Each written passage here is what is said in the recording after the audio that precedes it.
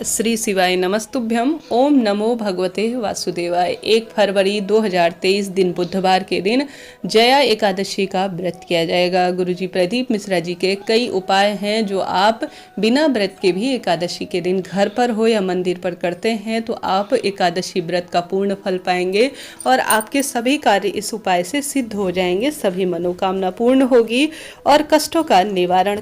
इस उपाय को साधारण सरल उपाय है, आसानी से आप कर पाएंगे। आप चाहें तो इस उपाय को श्री हरि विष्णु के मंदिर में कर सकते हैं, चाहें तो घर पर कर सकते हैं। आपको लगता है धन संपदा की कमी है, घर में पैसा आता है परंतु टिकता नहीं है, तो यह उपाय आपके लिए बहुत कारगर रहेगा। जीवन में सुख समृद्धि आएगी इस उपाय को करने से। तो कैसे करना है ध्यान से सुनिए।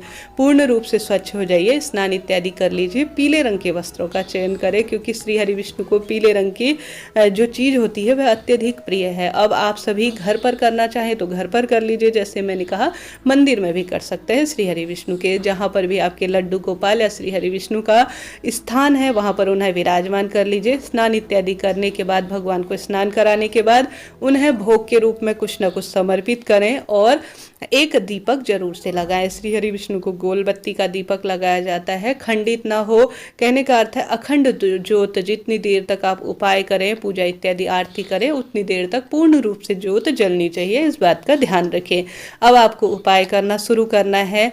इस दिन जो है, जैसा आप सभी को पता है, चावल जो है भोजन के रूप में नहीं खाया जाता। कई लोग अन्न इत्यादि का परित्याग करते हैं, अर्थात एकादशी शुरू होने से समाप्ति होने तक अन्न का एक भी दाना पेट में नहीं जाना चाहिए, ऐसी धारणा है। द्वादशी के दिन जब एकादशी का पारण किया जाता है तो कुछ अन्न दान करके भोजन अपने व्रत को खोला जाता है।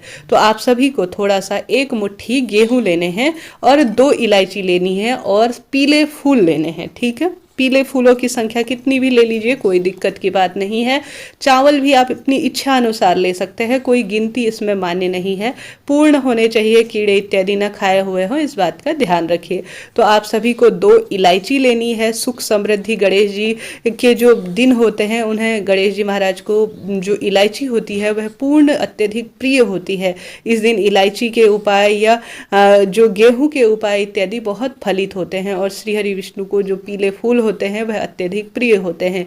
तो आप सभी को पीले फूल ले लेने हैं, 1 मुट्ठी के आसपास गेहूं ले लीजिए और 2 इलायची उसमें रख दीजिए। जब एकादशी की पूजा पूर्ण हो जाए, सभी आप पूर्ण कर लें, आरती वारती कर लें, उसके बाद श्री हरि विष्णु के चरणों में इस जो इलायची और पीले फूल मिश्रित और गेहूं 1 कटोरी में आप अपने मन की बात कहते हुए श्री हरि विष्णु गणेश जी महाराज का स्मरण करते हुए, माता लक्ष्मी का ध्यान करते हुए इन गेहूं की कटोरी को भगवान के चरणों में रख दीजिए। आप चाहें तो चरणों में पूर्ण रूप से समर्पित कर सकते हैं, नहीं तो श्री हरि विष्णु के चरणों में कटोरी सहित रख सकते हैं।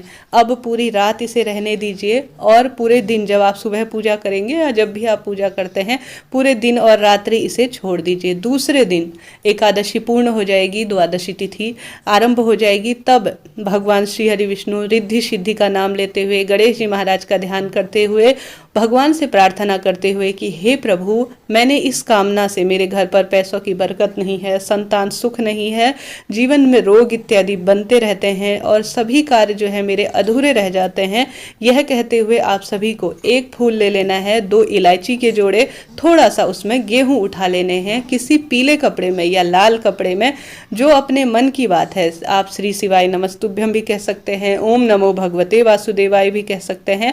यह कामना करते हुए आप थोड़ा पीले फूल, 2 इलायची के जोड़े और गेहूं अपने जो मैंने कपड़ा बताया उसमें लपेट कर, या तो लाल ले लीजिए कपड़ा या पीला ले लीजिए, अपनी तिजोरी में या अपने मंदिर इसे आपको रख देना है। यकीन मानिए दोस्तों, गुरुजी कहते हैं पैसों की कमी, आर्थिक तंगी, कलह कलेश इससे पूर्ण रूप से मिट जाएगा और भगवान का वास आपके पूरे परिवार में होता चला जाएगा। तो इस तरह से सरल उपाय है जो मैंने आपको पूर्ण रूप से समझाने का प्रयास किया।